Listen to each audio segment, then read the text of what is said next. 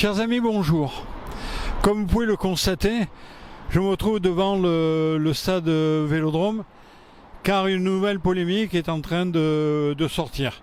Or, quelle meilleure entrée que celle-là, juste à la place de Montmirail, celui qui a été le créateur de l'Olympique de Marseille, et devant ce magnifique stade Vélodrome qui reçoit toutes les passions de tous les Marseillais pour dire une seule chose, allez l'OM. Nous disons tous allez l'OM. Mais que voulons-nous faire avec le stade Vélodrome? Pour ma part, je suis partisan que ce magnifique stade Vélodrome, extraordinaire stade, que nous avons réalisé en notre temps, soit aujourd'hui la convoitise, l'aspiration de tout le monde.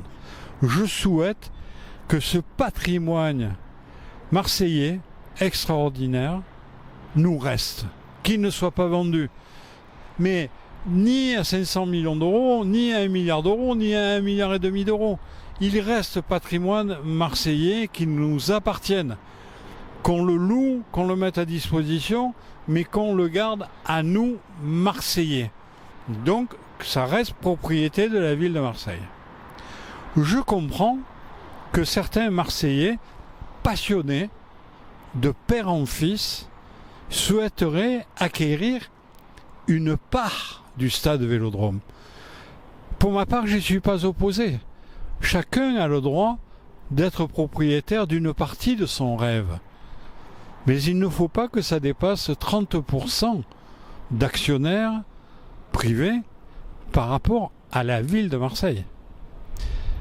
Ça entraîne trop de blocages, de difficultés ou de surenchères, pour ne pas dire de spéculation, entre les uns et les autres. Et il faut bien faire attention à la façon dont on va organiser les choses. Il ne faudrait pas que quelques personnages puissent en sous-main racheter des parts des uns et des autres pour devenir un peu copropriétaires ou avec un actionnariat qui soit un peu trop important.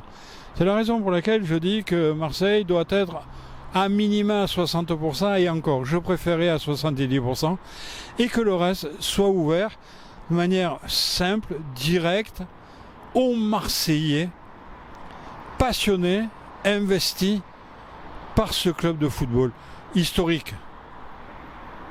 Qu'on ne pourra jamais mieux dire, à jamais les premiers, l'Olympique de Marseille pour la Coupe d'Europe. Ce fut un moment extraordinaire que nous avons partagé ensemble, que nous avons vécu, que nous continuons à avoir, mais ça doit rester notre base patrimoniale. Ça ne doit pas être vendu ni à des étrangers, ni à n'importe qui pour des opérations commerciales ou de spéculation. Oui, à ouvrir un peu aux Marseillais, jusqu'à 30% du capital, mais en petite part pour chacun. Et de faire particulièrement attention au regroupement qu'il pourrait y avoir derrière en sous-main. À cette vigilance près, à cette prudence près, oui, les Marseillais ont aussi le droit d'être propriétaires d'une partie de leur patrimoine. Et donc je dis, ce qui m'a toujours habité en politique, le 8 mai, faisons attention. Mais surtout, conservez-le dans le patrimoine marseillais et dans le patrimoine de la ville de Marseille. Ça, c'est ma volonté et je le dis publiquement, amicalement vôtre.